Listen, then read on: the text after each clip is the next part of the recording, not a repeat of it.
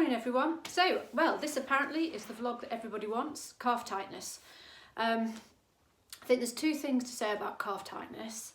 The first thing, is it tight in both legs or is it just tight in one leg? If we touch briefly on one leg calf tightness, this is more likely to be a specific injury to the calf as well as related to the lower back. The calf could have just overworked. It could be that the shoe's not so good and your foot's turned in, so the calf's had a little bit more torsion stress on it. The ankle could be stiff, the foot could be stiff, the lower back could be stiff, that calf could be weak, your glute on that side could be weak. So there's lots and lots of reasons why you could have one-sided calf pain. It could be you've just pulled your calf. If you've been running along and suddenly bang, you get a sort of a ping in the calf, you will have a quite a straightforward calf tear, which will need anything from 2 weeks to 4 to 5 weeks to settle down, depending on how bad the tear is.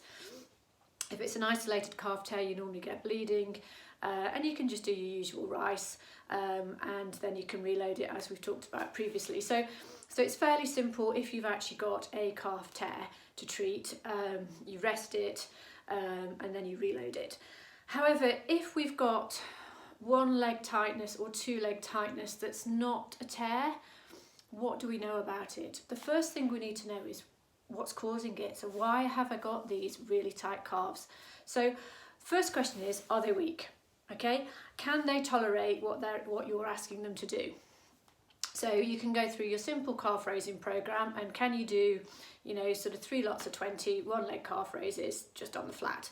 That's quite a nice sort of little test just to see. And if you think one can do 3 lots of 20, the other one can do 3 lots of 10, okay, that one's quite a bit weaker, so that gives you something straight away to work on.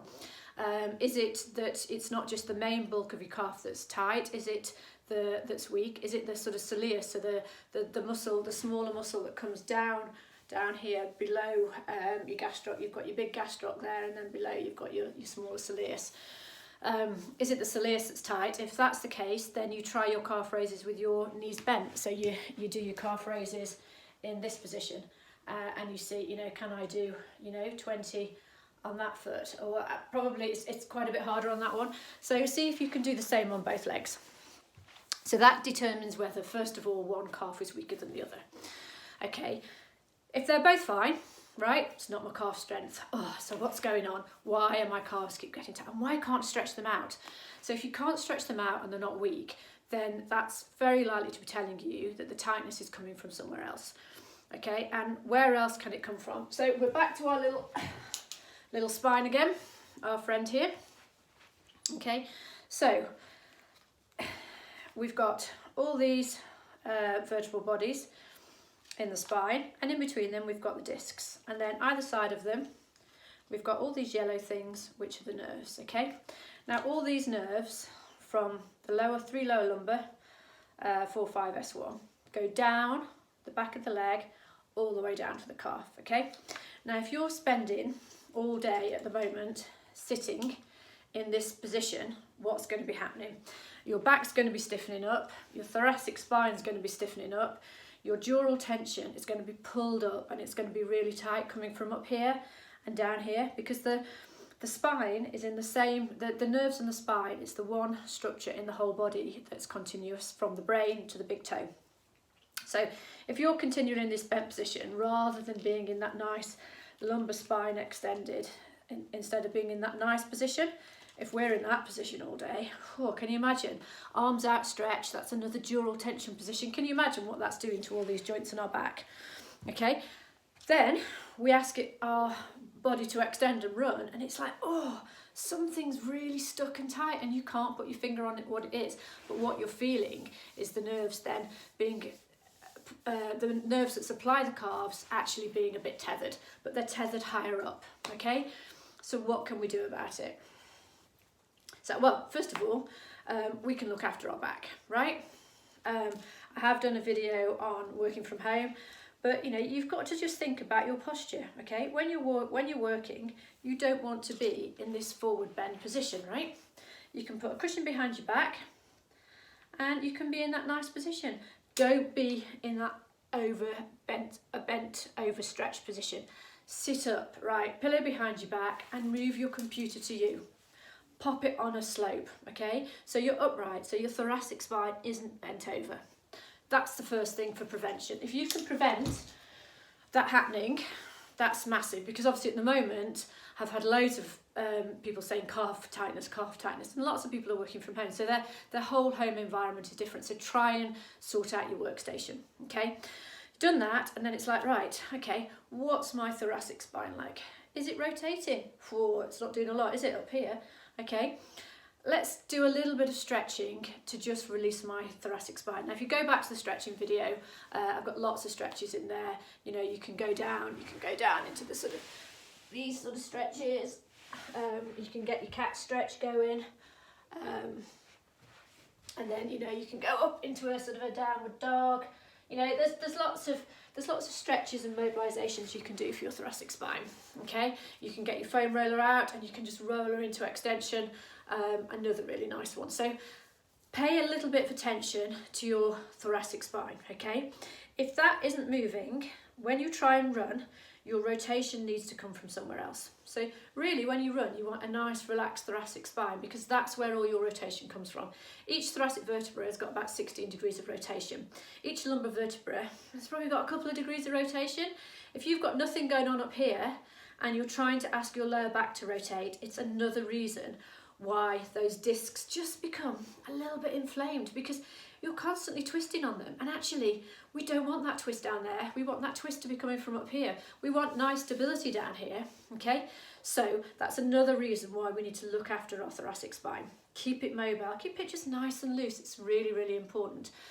You know, get away from this position. Just do some stretches, taking your arms out, arms back behind you, okay? Arms over the head, and just get that extension. You know, anybody that's struggling from working from home, what's happening, I know this isn't calf, but we're deviating slightly, but however, it's all quite important for the calves. If you're really, really tight in the front of your shoulders, in the pecs from doing this, then you need to start just doing a little bit of scapular stability. So just bring the shoulder blades back and just hold them there. Then you can start doing some push-ups in that position. Just getting used to that function of getting the shoulders working back into that right position. So that's our TLC for the thoracic spine. Okay, so we've worked out that the tightness for our calves might be coming from higher up. We've worked out what the cause might be at the moment. Could be this thoracic spine, could be the lumbar spine's overloaded, the discs are a bit inflamed and it's not happy. Could be you've just done loads more running and the facet joints in your lower lumbar spine are stuck and they just need a bit of mobilising. So if we go down to the lower back now, we've done lots of this, you know, so just a sort of little bit of gentle mobilisation, one knee up, just bring it across and just stretch it over. I'm just dipping out the screen a bit there. There we go, just bring it over, okay? Just remember that glute, that stretch.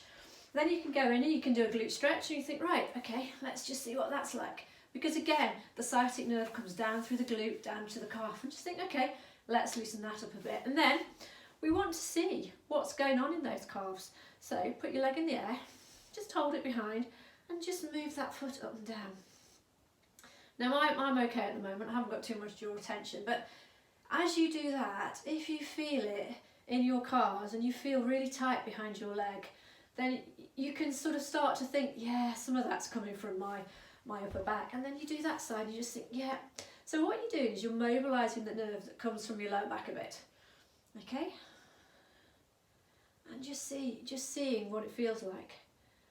Because they're both really key, you know, really, really sort of key mobilisation. So get your thorax loose, mobilise your thorax a little bit, do some lower back mobilisations, just some rotations, release your glute. This is all where the nerve is coming through.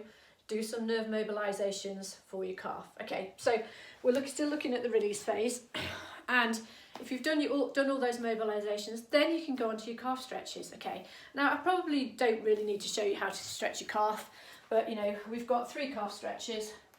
We've got the leg straight, you see that? Yeah.